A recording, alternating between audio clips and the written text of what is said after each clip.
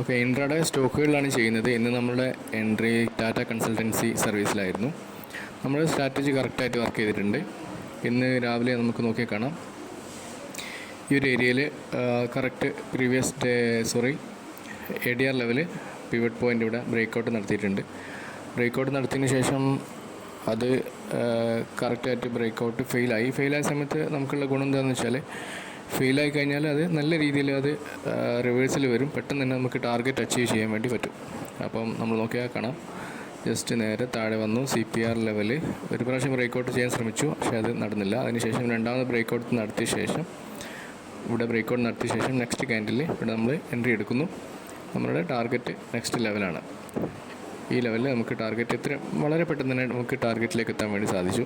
അപ്പോൾ വലിയ മൂവ്മെൻറ്റ്സിനെ പ്രതീക്ഷിച്ചിരിക്കാതെ ചെറിയ മൂവ്മെൻറ്റ്സ് കൃത്യമായിട്ട് എടുക്കുക എന്നുള്ളതാണ് ഇൻട്രാഡേ.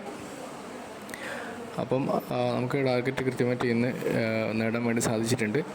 അപ്പോൾ ഇതിൻ്റെ ബാക്കിലേക്ക് നോക്കുകയാണെങ്കിൽ നമുക്ക് കാണാം, ഈ ഒരു ഏരിയയിൽ CPR ലെവൽ ബ്രേക്കൗട്ട് ചെയ്യുന്ന ഈ ഏരിയയിൽ ഇവിടെ സപ്പോർട്ട് ലെവലൊന്നും കാണാൻ വേണ്ടി സാധിക്കുന്നില്ല. അപ്പോൾ അത് സിമ്പിളായിട്ട് ടാർഗറ്റിലേക്ക് എത്താൻ വേണ്ടി പറ്റിയിട്ടുണ്ട്. അവിടെ കൺഫ്യൂഷൻസ് ഒന്നുമില്ല.